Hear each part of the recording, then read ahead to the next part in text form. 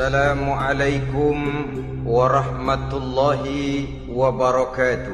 Waalaikumsalam warahmatullahi wabarakatuh. Bismillahirrahmanirrahim. Alhamdulillahi rabbil alamin. Wassalatu wassalamu ala ashrafil mursalin, imamil muttaqin, sayyidil ghurril muhajjalin, wa ala alihi wa ashabihil mujahidin at-tahirin, amma ba'du. Saudara-saudara kaum muslimin rahimakumullah. Satu hari ketika seorang ulama besar bernama Al-Imam Al-Faqih Abu Lais tengah berjalan-jalan di dekat kota Basrah, berkelumpulah sekelompok orang di dekat beliau. Mereka datang mengajukan satu pertanyaan. Imam, kami ingin bertanya. Di dalam Al-Quran itu Allah Subhanahu wa ta'ala menjelaskan, Ud'uni astajib lakum. Berdoalah kepadaku, aku akan jawab doamu. Mintalah kepadaku, aku kabulkan permintaanmu. Itu dan begitu janji Allah di dalam Al-Quran. Kami, kata orang-orang tadi, sudah lama berdoa kepada Allah. Tapi kenapa sampai sekarang doa kami ini belum dikabulkan? Katanya, Ud'uni astajib lakum. Kalau kamu berdoa, aku jawab, aku penuhi, aku kabulkan doamu. Itu janji Allah. Kami sudah lama berdoa pagi, sore, siang, malam. Nyatanya sampai sekarang doa kami belum dikabul-kabulkan. Ini bagaimana? Apa ayat Quran salah? Apa Tuhan lagi lempengan gak denger?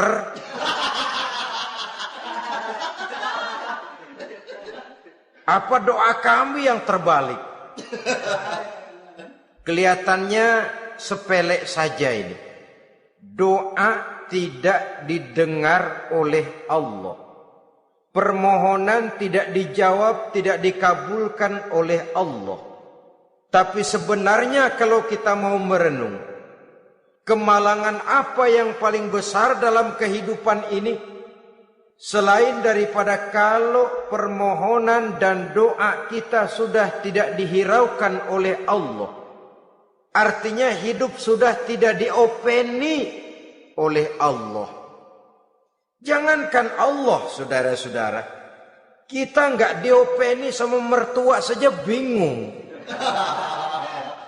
Ini mertua diem aja, kalau saya salah apa salahnya, kalau ada yang dikepengenin apa kepengenannya, boyak ngomong kenapa diem begitu.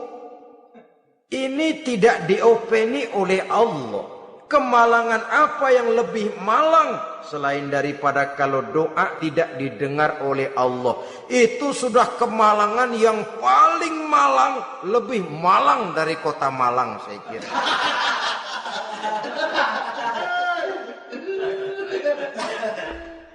Menghadapi pertanyaan ini, Imam Al-Faqih Abu Lais senyum.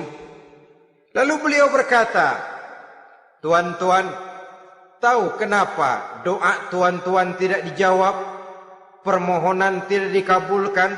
Allah sudah tidak memperdulikan tuan-tuan ini? Kami tidak tahu, Imam, maka kami bertanya.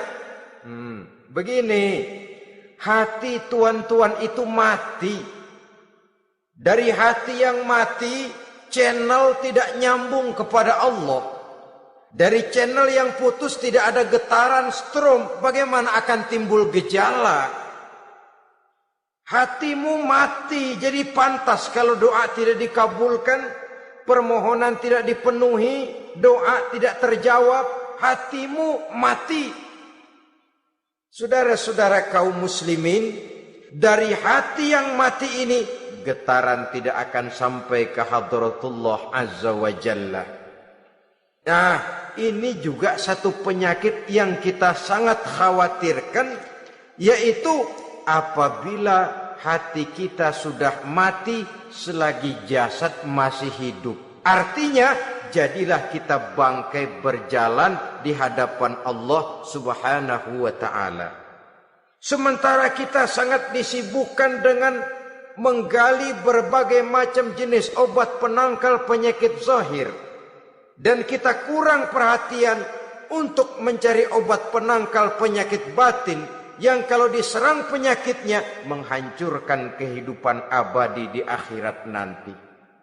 Perkembangan ilmu kedokteran nyata benar diikuti dengan perkembangan jenis-jenis penyakit. Makin maju ilmu kedokteran, makin modern penyakit. Ngerti juga rupanya itu penyakit. Dulu kita tidak kenal yang namanya AIDS. Kita tidak tahu yang namanya liver. Kita tidak kenal yang namanya stres. Paling yang banyak cika, masuk angin, dan sebagainya. Tapi baiklah, penyakit-penyakit batin yang menyebabkan hati menjadi mati, dan dari hati yang mati, doa tidak naik, tidak didengarkan oleh Allah Subhanahu wa ta'ala. Nah, kata orang-orang tadi, yang menyebabkan hati kami mati ini apa, Imam? Beliau menjawab, pertama, araftumullaha wa lam tu'tuhu haqqahu. Yang menyebabkan hatimu jadi mati, pertama, kamu kenal benar kepada Allah, tapi haknya untuk disembah, kewajibanmu untuk menyembah, tidak pernah kamu laksanakan. Bagaimana Allah tidak akan jauh dari kita kalau kita tidak akan mengadakan pendekatan kepadanya. Dan pendekatan kepada Allah hanya bisa kita tempuh melalui jalur kegiatan ritual ibadah. Allah akan terlalu jauh apabila kita hanya membicarakannya lewat filsafat dan renungan yang mendalam. Tapi Allah akan dekat dan terasa hadir dalam hidup apabila kita dekati ia dengan pelaksanaan ibadah kepadanya. Kamu kenal Allah, tapi hakmu untuk menyembah, kewajibanmu untuk menyembah, haknya untuk disembah, tidak pernah kamu laksanakan. Kalau soal Allah, kita kenal bukan main. Bahkan tidak hanya kita mengajarkan kenal juga kepada anak-anak kita. Kalau ditanya siapa pencipta matahari, bulan dan bintang, Allah. Siapa pencipta lautan, gunung, hutan belantara dan sungai-sungai, Allah. Siapa pencipta bumi, matahari dan sebagainya, Allah. Sembahyang apa enggak? Bagaimana nanti?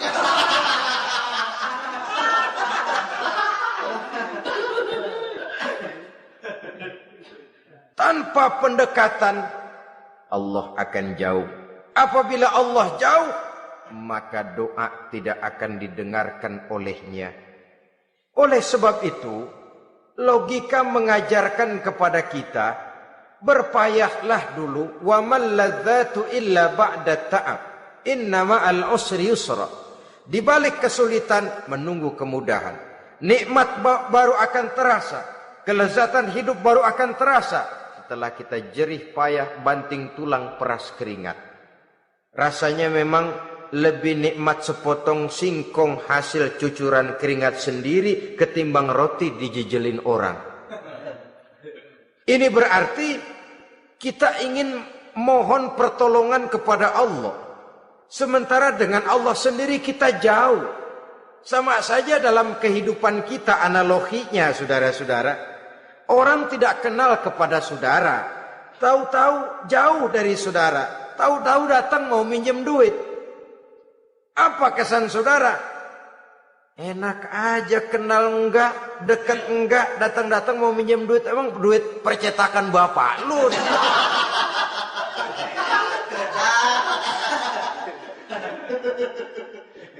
Sedangkan yang kita kenal, sedangkan yang kita bertemu tiap hari, sedangkan yang sering datang ke tempat kita, kalau satu saat dia pinjam duit, toh kita kadang-kadang masih mikir.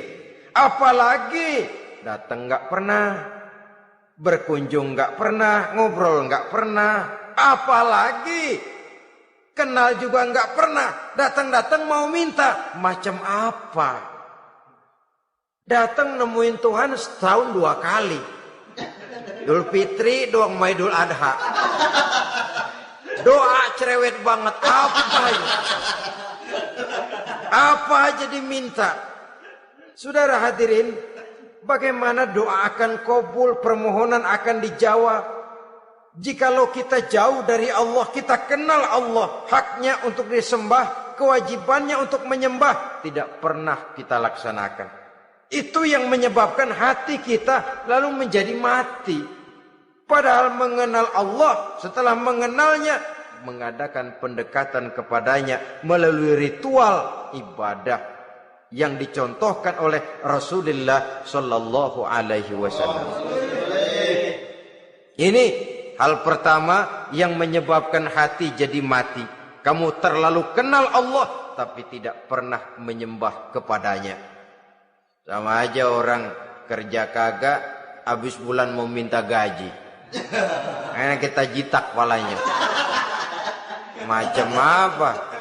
Kerja enggak, tahu-tahu datang mau minta gaji. Kerja dulu yang baik, habis bulan baru enggak diminta pun memang sudah ada jatahnya. Ibadah dulu kita kepada Allah. Soal Allah memberikan karunia kepada kita, itu hak Allah. Apabila kita dekat dengannya, ibadah yang kita laksanakan benar, karunia itu akan datang kepada kita. Saudara-saudara, yang kedua yang menyebabkan hati jadi mati, qara'tumul Qur'an walam ta'malu bih. Kamu baca Al-Qur'an tapi ajarannya tidak pernah kamu amalkan. Kamu baca Quran tapi isinya kamu injak-injak. Sehingga ada peringatan dari Rasul sallallahu alaihi wasallam. Beliau bersabda, "Iza azzamat ummatid dunya wa fi riwayatin dinaron wa dirhaman nuzi'at minha haibatul Islam. Wa iza turikatil amru bil ma'rufi wan nahyu 'anil munkari hurimat 'alaihim barakatul wahyi. Wa iza tasabat ummati saqatat min ainillah." 3 peringatan keras tapi yang merupakan gejala penyakit kita umat Islam diperingatkan oleh Nabi kita. Pertama, iza azzamat ummatid dunya. Apabila umatku telah terlalu mengagung-agungkan dunia. Apabila umatku telah jatuh menjadi umat yang materialistis. Segalanya diukur dari sudut keduniaan saja. Nuzi'at minha haibatul Islam. Maka akan dicabutlah dari mereka kehebatan agama Islam. Hilang kehebatan Islam apabila kita jatuh menjadi umat pengagung dunia, penyembah materi. Nilai kita, keberadaan kita tidak dihargai orang lain. Orang memandang kita remeh saja. Orang Islam gak ada apa-apanya, bayar aja.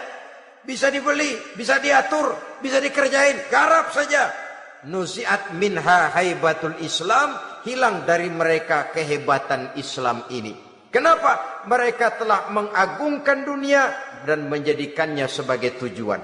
Padahal dunia cuma alat. Materi cuma alat. Harta cuma alat.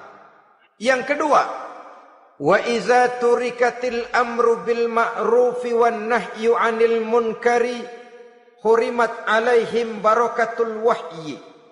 Apabila telah ditinggalkan amar ma'ruf dan nahi munkar, maka hilanglah keberkahan wahyu. Ini yang ada hubungannya dengan masalah kita. Kita baca Quran, kita tidak amalkan isinya. Bagaimana hati tidak jadi mati? Amar ma'ruf dan nahi munkar ditinggalkan orang, hilang keberkahan wahyu. Pada saat itu boleh jadi Quran ada, tapi cuma tinggal tulisan saja. Islam ada, cuma tinggal sekedar nama saja. Diseminarkan, disimposiumkan, dimuktamarkan, tapi tidak dijabarkan dalam kehidupan sehari-hari. Apabila amar ma'ruf dan nahi munkar telah ditinggalkan orang, hilang keberkahan Quran. Akibatnya apa? Apabila amar ma'ruf tidak lagi digalakkan orang, nahi munkar tidak dilaksanakan orang, lalu orang menilai sesuatu menurut seleranya sendiri. Mana yang ma'ruf, mana yang munkar, tidak ada lagi patokan utama. Kalau baik kata otaknya, dia kerjakan. Tidak baik menurut otaknya, dia tinggalkan. Agamanya adalah otak, berhalanya adalah akal. Akhirnya umat kehilangan pedoman. Tidak lagi jelas mana batas yang ma'ruf, mana batas yang munkar. Dalam kondisi sedemikian, akhirnya akan terjadi penjungkiran nilai. Paling celaka nantinya, yang ma'ruf malah dianggap munkar, yang munkar malah menjadi ma'ruf. Peringatan ketiga dari Nabi, wa iza tasabat ummati saqatat min ainillah. Apabila umatku sudah saling berbantahan, apabila umatku sudah saling caci memaki, saqatat min ainillah, jatuhlah mereka dalam pandangan Allah Subhanahu wa taala. Hilang wibawa umat yang sudah saling mencaci maki, saling menjatuhkan, saling gasak, gesek, gosok. Justru agama menganjurkan kita ini saling asah, asih, asuh. Kadang yang kita praktekkan kita ini saling gasak. Yang kedua, saling gesek. Yang ketiga, saling gosok. Gasak, gesek, gosok. Kacau kita ini. Saling gasak, menjegal kawan seiring, menggunting dalam lipatan. Saling gosok, fitnah sana, fitnah sini. Saling gesek, sikut kiri, sikut kanan. Tidak peduli orang lain luka dan sebagainya. Yang penting dia bisa nangkring. Jatuh kita dalam pandangan Allah apabila umat sudah saling mencaci maki. Maka kita kembali kepada persoalan, hal kedua yang menyebabkan hati jadi mati, qara'tumul Qur'an walam ta'malu bih. Kita baca Al-Quran tapi ajarannya nyaris tidak kita amalkan di dalam kehidupan kita. Akibatnya hati lalu jadi mati. Itu yang kedua. Yang ketiga yang menyebabkan hati jadi mati dan doa tidak terjawab, idda'aitum annakum min ummati Muhammadin sallallahu alaihi wasallam wa lam ta'malu bi sunnatihi. Kamu mengaku, kamu memproklamirkan diri sebagai umatnya Nabi Muhammad, tapi sunnahnya tidak pernah kamu amalkan. Malahan perkembangan paling akhir bukan saja tidak mau mengamalkan sunnah, malah mengingkari sunnah. Inna lillahi wa inna ilaihi raji'un. Oh, Nabi Muhammad itu manusia biasa seperti kita. Sebagai manusia dia bisa salah. Dan ternyata hadis banyak yang palsu. Yang otentik cuma Quran. Selebihnya adalah sejarah. Tidak ada itu sunnah. Langsung saja kepada Quran. Oh, hadis itu bukan sumber hukum. Oh, tidak perlu mengamalkan sunnah. Saudara-saudara kaum muslimin, mengaku kita umat Nabi, tapi sunnahnya kita campakkan, tidak kita amalkan. Setelah tidak kita amalkan, kita campakkan. Setelah kita campakkan, kita ingkari pula. Inna lillahi wa inna ilaihi raji'un. Bagaimana hati tidak jadi mati? Kalau siang malam kita memproklamirkan diri sebagai umat Nabi Muhammad, sementara sunnahnya kita campakkan, kita abaikan, dan kita ingkari dia. Sunnah itu. Padahal jikalau sekarang kita mengenal Islam, jikalau kita sekarang ngerti halal haram, tahu hak batil, bisa memilah dan memilih antara yang ma'ruf dengan yang munkar, itu utamanya adalah karena jasa Nabi Muhammad sallallahu alaihi wasallam. Yang dari generasi ke generasi dilanjutkan oleh para sahabat, oleh tabi'in, oleh tabi'it tabi'in, terus oleh para ulama-ulama sampai kepada kita sekarang ini. Walaupun beliau hanya berfungsi sebagai penyampai, tapi kepribadiannya dijadikan model oleh Allah Subhanahu wa taala di dalam kita melaksanakan kehidupan beragama. Bahwa beliau manusia seperti kita, memang dalam arti unsur biologisnya ya manusia, punya darah, punya daging, punya hati, punya perasaan, bisa sedih, bisa gembira. Tetapi beliau itu termasuk basyarun la kal basyar, manusia yang tidak seperti manusia pada umumnya, punya spesifik. Dan itu wajar sebagai seorang Rasul pilihan Allah, apalagi merupakan Rasul pilihan dari sekian puluh pilihan. Bahwa jamrud itu batu memang, tapi nilainya kan berbeda dengan batu kolar. Satu truk batu kolar dengan barangkali segenggam batu jamrud, nilainya tentu jauh lebih mahal batu jamrud. Kalau soal batunya, sama batunya, tapi nilainya berbeda karena esensinya berbeda. Kita manusia, Nabi Muhammad juga manusia, sama manusianya memang, tapi kualitasnya, nilainya tentu jauh panggang daripada api. Itu sebabnya Allah menjadikan beliau sebagai model. Laqad kana lakum fi rasulillahi uswatun hasanah. Di dalam diri Rasul itu terdapat contoh teladan yang sangat baik bagi kita. Oleh karenanya pada pertemuan kali ini, apabila kita konsekuen mengaku umat Nabi Muhammad, marilah konsekuen juga menegakkan sunnahnya. Yang keempat, yang menyebabkan hati jadi mati dan doa tidak terjawab, akaltum ni'mata rabbikum walam tashkurulah. Tiap hari kamu makan nikmat Tuhanmu, tapi kamu tidak pernah mau bersyukur kepadanya, kepada Allah Subhanahu wa ta'ala. Nikmat Tuhan kita doyan banget, tidak pernah sehari dan sesaat pun terlepas diri dan hidup ini dari nikmat-nikmat yang diberikan Allah.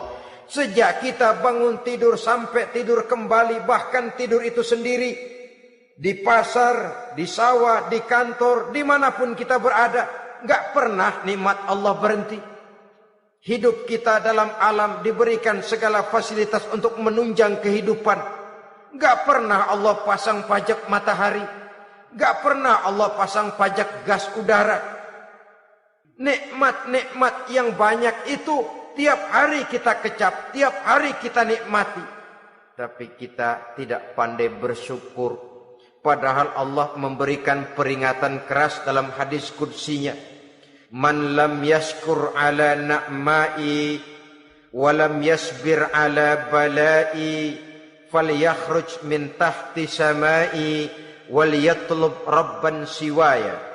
Siapa yang tidak mau bersyukur terhadap nikmat yang aku berikan kepadanya dan tidak mau bersabar terhadap ujian yang aku berikan kepadanya, silahkan keluar saja dari kolong langit ini dan cari Tuhan selain aku. Diusir oleh Allah. Kalau orang tidak mau bersyukur terhadap nikmat yang aku berikan dan tidak mau bersabar terhadap ujian yang aku timpakan, keluar dari kolong langitku, keluar, cari Tuhan selain aku. Diusir. Lah yang ngusir Allah. Anak sekarang bilang mau ke Menong.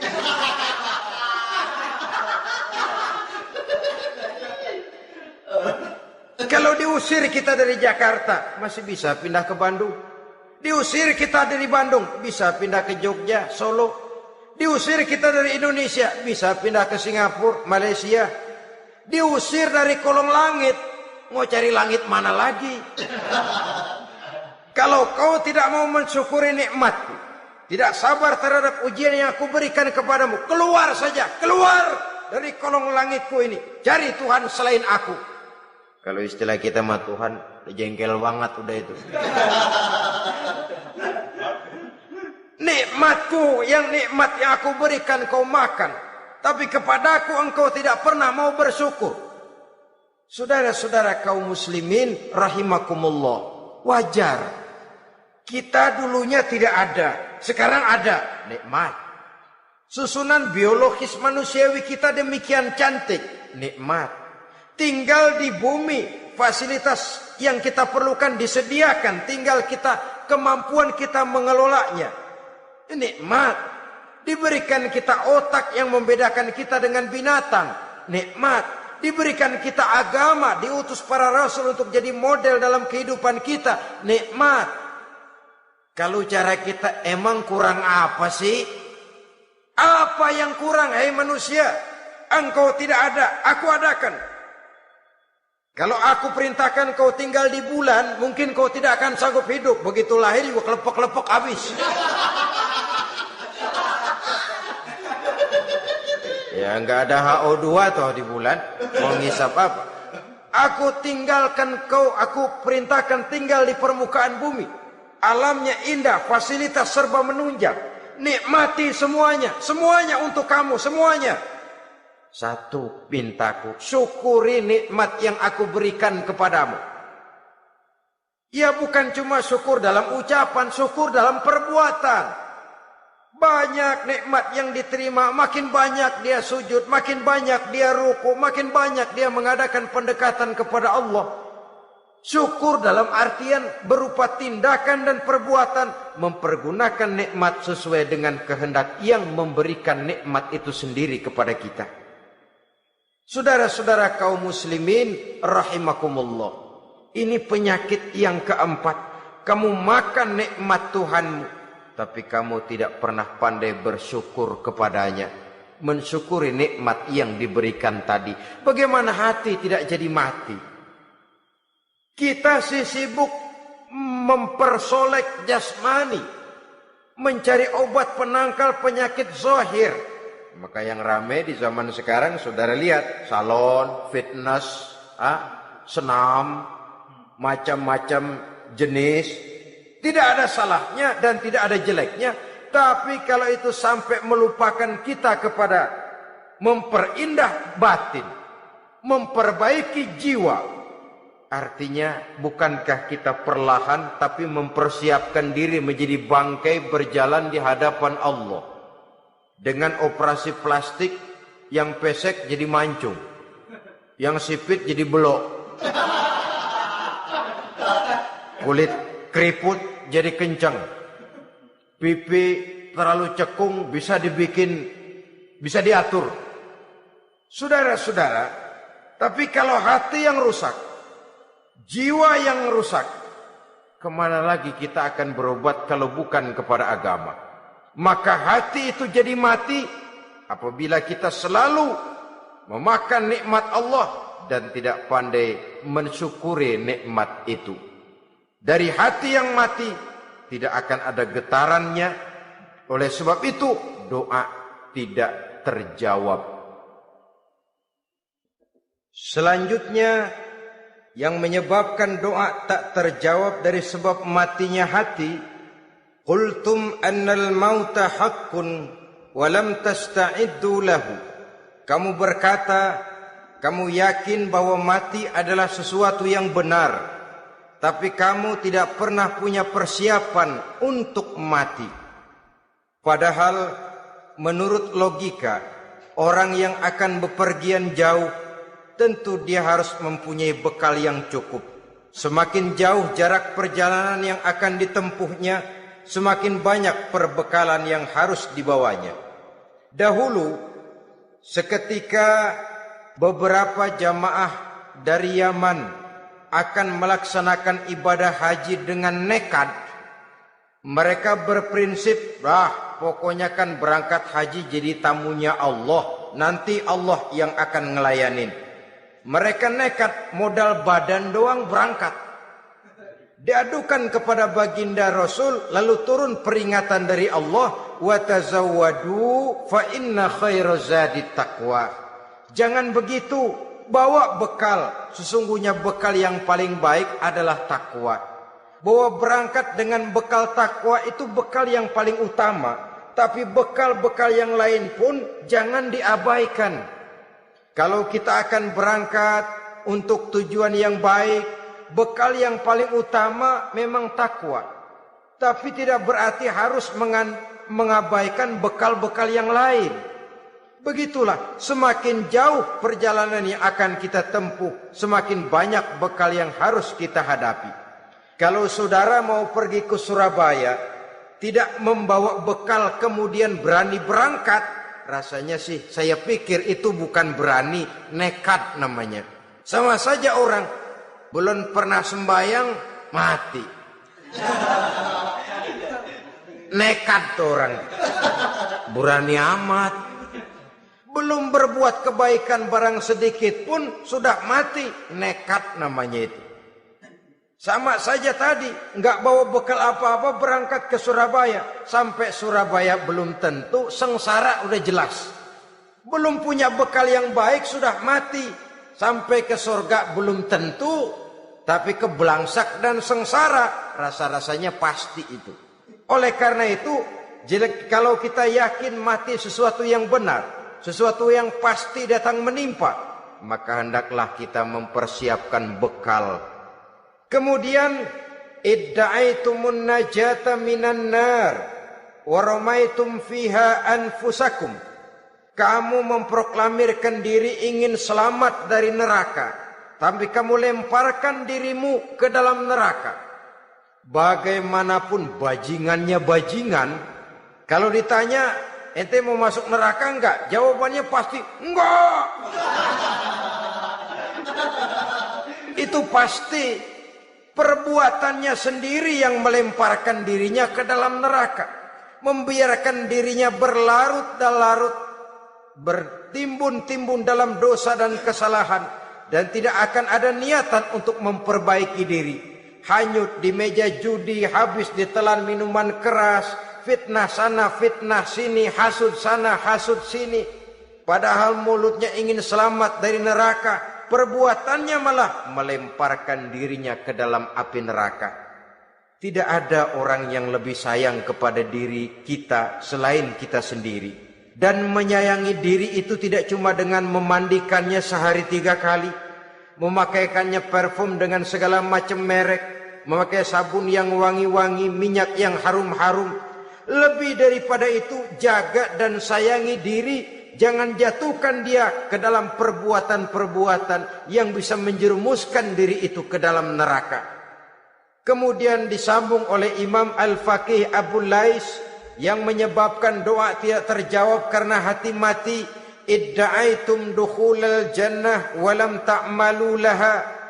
Kamu ingin masuk surga, tapi kamu berat mengamalkan perbuatan yang bisa menyampaikan kamu ke surga. Semua kita kalau ditanya, mau masuk surga? Mau. Tapi jarang yang berlomba melakukan perbuatan-perbuatan yang bisa menyampaikan kita ke surga. Kemudian yang terakhir kata Imam Al-Faqih Abu Lais, dafantum mautakum walam ta'tabiru laha. Kamu menguburkan orang yang mati di antara kamu, tapi kamu tidak bisa mengambil iktibar, tidak bisa mengambil pelajaran dari mayit yang jenazah yang kau kuburkan itu. Mestinya kan nguburin orang tuh membuat sadar. Iya, kalau sekarang dia saya baringkan di liang lahat, menghadap ke arah kiblat, bantalnya tanah, setelah itu ditutup dengan papan, lalu ditimbun dengan tanah. Iya, sekarang giliran dia, giliran saya, entah besok, lusa, bulan depan, tahun depan, tapi pasti mengubur mayat, mengubur jenazah, tapi tidak bisa mengambil iktibar dari yang dilaksanakannya itu. Ini merupakan penyakit-penyakit batin yang merupakan handicap, yang menimbulkan jarak antara kita dengan Allah Subhanahu wa ta'ala. Pantas kalau itu semua ada pada diri kita, hati jadi mati. Dari hati yang mati, doa tidak akan tembus. Kita tidak lagi akan diperdulikan oleh Allah Subhanahu wa ta'ala. Dan itu sekali lagi kemalangan yang terbesar dalam kehidupan kita. Bagaimana jalan keluarnya? Pertama, memperbaiki batin kita, menyelamatkan diri daripada penyakit-penyakit yang bisa mematikan hati seperti yang sudah saya sebutkan tadi. Yang kedua, berdoa dengan adab. Sehingga tata cara di dalam kita bermohon kepada Allah Subhanahu wa taala dibicarakan secara khusus oleh Al-Imamul Ghazali dalam kitab Ihya beliau yang disebut adabud doa. Adab di dalam kita melaksanakan doa kepada Allah Subhanahu wa taala. Setelah batin ini bersih dari penyakit-penyakit hati yang bisa menyebabkan hati jadi mati, berdoalah kita kepada Allah. Bagaimana adabnya? Kata Imamul Ghazali rahimahullah, yang pertama hendaklah ia di dalam berdoa itu memilih waktu yang mulia. Minal awqatis syarifah, kata beliau. Memilih waktu-waktu yang punya nilai mulia. Ramadan dalam 1 tahun, Jumat dalam tiap minggu, sepertiga malam yang akhir pada setiap hari. Waktu-waktu yang punya nilai mulia. Walaupun misalnya saudara berdoa pada hari Kamis, tidak ada halangannya Allah mau kabulkan. Ini tidak berarti bahwa kalau sudah berdoa hari Jumat lalu hari Kamis tidak mau berdoa, tidak. Lebih memilih mengintai waktu-waktu yang punya nilai mulia. Lailatul Qadar sekali dalam setahun. Waktu-waktu yang punya nilai mulia. Logikanya begini saudara-saudara. Kalau kita datang ke rumah seseorang, tujuan utama kita minjem duit, yang paling pertama kita perhitungkan tanggal berapa nih? Kan itu toh. Tanggal berapa? Kalau tanggal 20 atuh minjem duit. Orang lagi ngap-ngapan. Boro-boro dia bisa minjemin, dia sendiri mungkin lagi pusing. Kita lebih dulu kita amatin tanggal berapa nih? Yang enak sore apa siang? Jam 2. Jam 2 dia baru pulang dari kantor, tapi giliran tidur. Kalau dia tidur dibangunin, datang mau minjem duit, kagak dimaki-maki sudah kebagusan deh. Kan kita lihat waktunya, timingnya kata orang sekarang. Tanggal berapa, sore apa malam, apalagi gulam apa terang bulan. Itu semua sudah kita atur sedemikian rupa, memilih waktu. Yang kedua kata Imamul Ghazali, memilih keadaan yang istimewa. Kalau tadi soal waktu, yang kedua soal keadaan. Ada situasi-situasi di mana doa itu diijabah oleh Allah Subhanahu wa taala. Di antaranya kata Imam Abi Hurairah, "Inda zahfis sufuf fi sabilillah." Pada waktu mengatur barisan perang membela agama, di situ doa kabul. Inda nuzulil ghais, ketika turun gerimis, di situ doa makbul. Inda iqamis shalah, ketika salat mau didirikan, riwayat lain bainal azan wal iqamah, antara azan dan qomat, di situ doa makbul. Itu memilih keadaan-keadaan. Kemudian yang ketiga kata beliau, berdoa menghadap kiblat. Ya, apa kalau doa madhab mudik Tuhan kagak tahu? Tahu. Tuhan gak dengar? Dengar. Cuma lebih etis. Lebih etis kalau kita berdoa menghadap ke arah kiblat. Saudara-saudara kaum muslimin rahimakumullah. Yang keempat, hifdzus shaut, menyederhanakan suara. Tidak terlalu keras, juga tidak terdengar orang lain, apalagi kalau doa kita diaminkan oleh orang lain. Tidak usah terlalu keras. Kenapa? Karena Allah yang kita meminta kepadanya bukan zat yang tuli, bukan zat yang buta, bukan zat yang tidak dengar, bahkan Dia Maha dengar. Juga tidak terlalu seperti orang berbisik-bisik, apalagi kalau doanya doa bersama-sama. Tapi kadang-kadang terdorong oleh husnuzon dari para makmum saja. Tidak peduli apa yang dibaca oleh imam, yang kedengaran cuma amin aja kerengan. Amin, amin, amin, amin, amin, amin.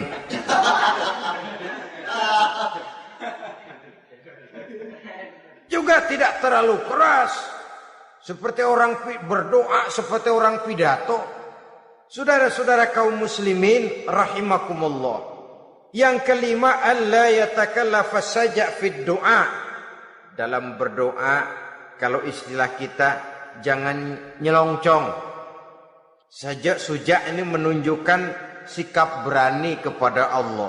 Misalnya ada orang berdoa, ya Allah ampunilah saya kalau engkau mau. Kalau Allah mau. Kasihanilah saya ya Allah kalau engkau mau. Itu doa orang songong. Atau sama saja, ya Allah berilah saya rezeki dikit aja. Emang kenapa pakai begitu? Allah yatakallafa saja fid du'a. Yang keenam kata Imamul Ghazali, at-tadarru' wal khusyu'. Dengan tadarru' dan khusyuk, dengan sikap tawadu, benar-benar ya seperti kita lah kalau datang memang menghajatkan pertolongan dari seseorang, segala action kita atur supaya hajat kita itu kabul, kan begitu. Kadang-kadang istilah orang kalau perlu ngesor mah ngesor dah, yang penting permintaan dikabulkan, gitu saja. Kita lihat sekarang ini, ramai orang bicara soal film-film Parno. Kelihatannya pendatang-pendatang baru, pokoknya asal bisa main dah, bugil ya bugil dah. Yang penting nyohor, bisa tampil. Walaupun dalinya semua sama, mula-mula cuma iseng. Adegan panas bagaimana? Kalau tuntutan skenario apa boleh buat? Apa boleh buat? Emang nggak bisa milih. Setelah film beredar baru saya juga jijik ngelihat, ya tadi kemana waktu bikin? Udah jadi baru jijik, bikinnya merem memang itu.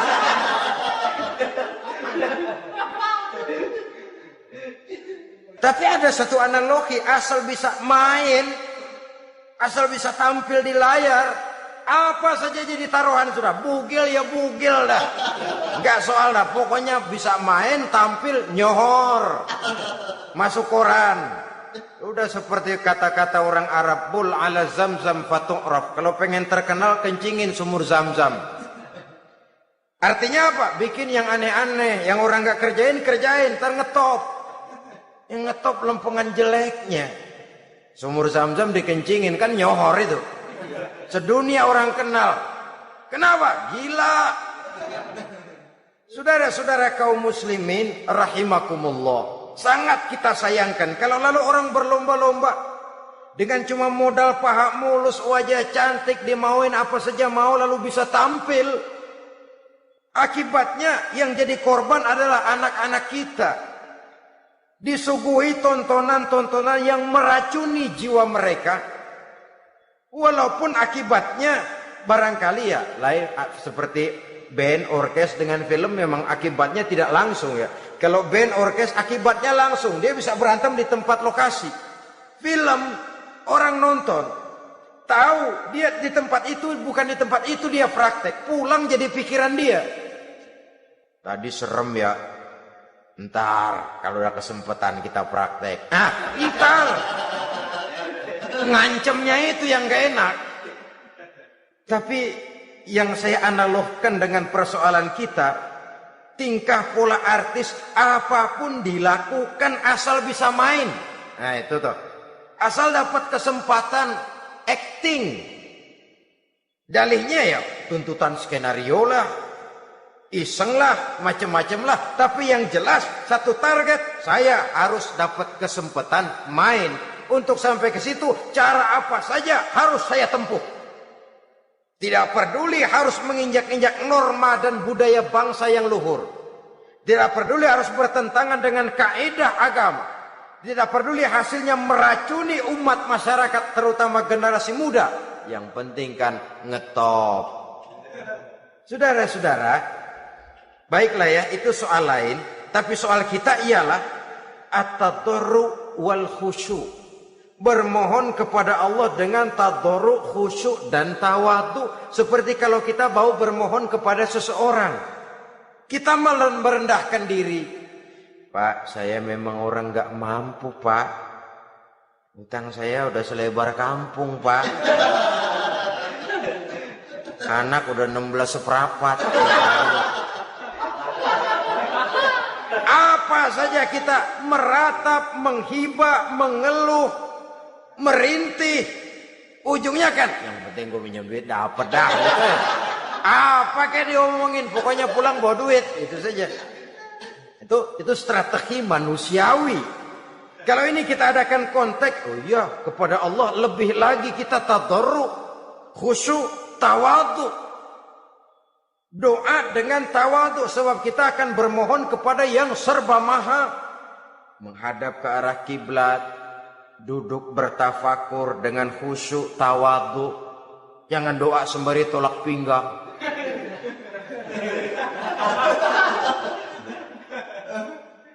Yang ketujuh kata Imamul Ghazali, ayyujzimad du'a wa yuqina bil ijabah. Hendaknya dia menjazamkan doanya itu dan yakin bahwa doanya akan dikabulkan oleh Allah. Sebab kata Nabi, innallaha la yaqbalu du'aan min qalbin ghafilin lahin. Allah Subhanahu wa taala tidak akan menerima doa dari hati yang lalai dan main-main. Doa ke orang ogah-ogahan.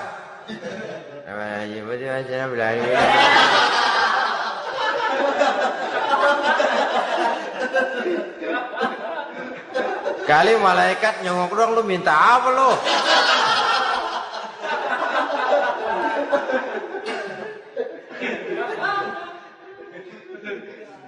Seperti tadi itu, kita datang mau minjem duit sama orang, ngomongnya ogah-ogahan.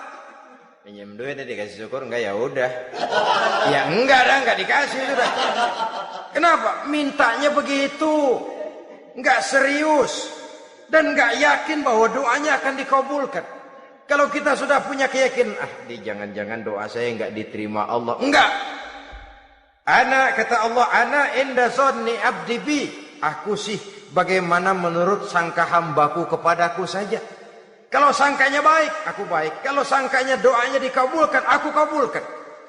So itu doa harus dengan pasti dan harus dengan yakin doa itu akan dikabulkan dan meluruskan harapan, membenarkan cita-cita, meluruskan maksud apabila doa itu dikabulkan oleh Allah Subhanahu wa taala. Saudara-saudara, oleh karenanya jangan doa setengah hati. Jangan berdoa sambil main-main. Apalagi menghadap kiblat dengan dua tangan terangkat sebagaimana dicontohkan oleh Rasulullah sallallahu alaihi wasallam. Bahwa berdoa tanpa mengangkat kedua tangan pun Allah tahu. Allah dengar. Tapi kelihatannya kurang serius. Seolah-olah terserah ada Tuhan mau dikasih ya kasih, enggak ya udah. Seolah-olah kita tidak serius dalam berdoa. Kemudian yang berikutnya kata Imamul Ghazali, ayyaftataha du'a bi dzikrillah fala yabda'u bi su'al. Hendaknya dia mulai berdoa itu dengan menyebut nama Allah, berzikir kepada Allah, fala yabda'u bi su'al, jangan langsung memulai dengan permintaan. Ini tata krama etisnya. Sama juga orang kirim surat, salam sejahtera kami haturkan, padahal mah nggak ada itu juga nggak apa-apa. Itu kan maksud mukaddimah saja. Besar harapan kami semoga Bapak dan sekeluarga di sini pun berada dalam keadaan sehat walafiat. Selanjutnya kami telah dengar dari berbagai teman tentang kedermawanan Bapak, tentang bantuan Bapak di berbagai bidang yang menyangkut sosial pendidikan. Sehubungan dengan itu maka kami bermaksud mengajukan permohonan. Baru masuk itu mah 15 kalimat kesonoin, urusan lain. Intinya sehubungan dengan itu kami bermaksud memohon kepada Bapak. Kita mulai, salam sejahtera kami haturkan, bersama ini pula kami, macam-macam lah. Sama juga seperti tadi itu, kita datang mau minjem duit, datang karena kita tahu datang habis bulan, malam terang bulan, udaranya sejuk, ngobrol lah kita, dapet teh, apa kabar Pak? Baik. Aduh Bapak sih, untung dah Pak, kaya, pemurah lagi. Saya tahu Bapak banyak nyumbang di mana-mana. Di Angon aja tuh orang di Angon.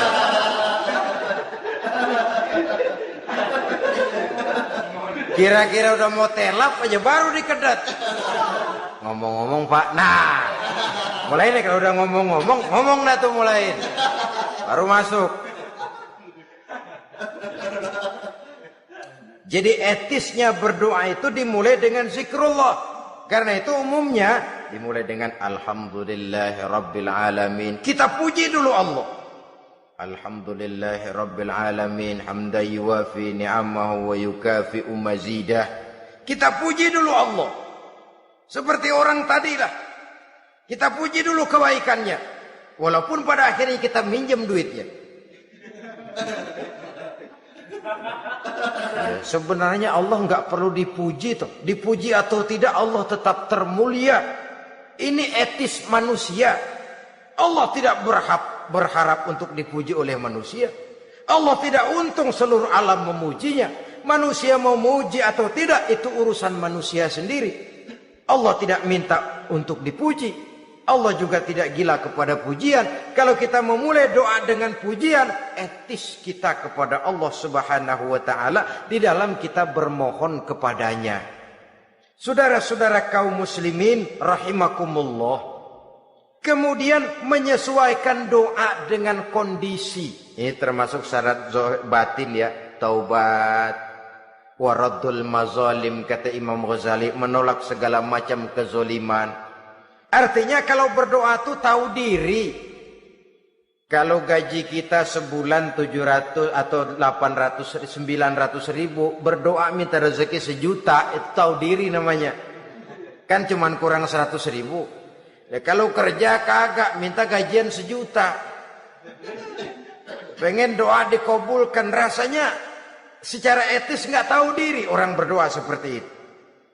Orang datang mau minta duit, mau pinjam duit kepada kita, kan kita lihat kira-kira mampu ngembaliin nggak nih orang.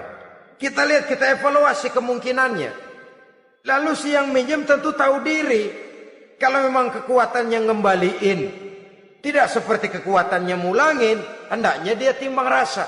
Begitu juga kepada kita etisnya kepada Allah Subhanahu wa taala. Tahu diri, menyesuaikan doa dengan keadaan. Kalau tidak ada gap terlalu jauh panggang daripada api, nanti nasibnya bagai si pungguk merindukan bulan. Apabila adab-adab di dalam berdoa ini kita perhatikan, sejak dia dari adab yang zahir sampai kepada adab yang batin, kemudian penyakit-penyakit yang membuat hati itu jadi mati, maka insya Allah doa kita dijabah oleh Allah Subhanahu wa taala. Dalam Al-Baqarah ayat 186, Allah Subhanahu wa taala menjelaskan, "Wa iza sa'alaka ibadi anni fa inni qarib ujibu da'watad da'i iza da'ani falyastajibu li wal yu'minu bi la'allahum yarshudun."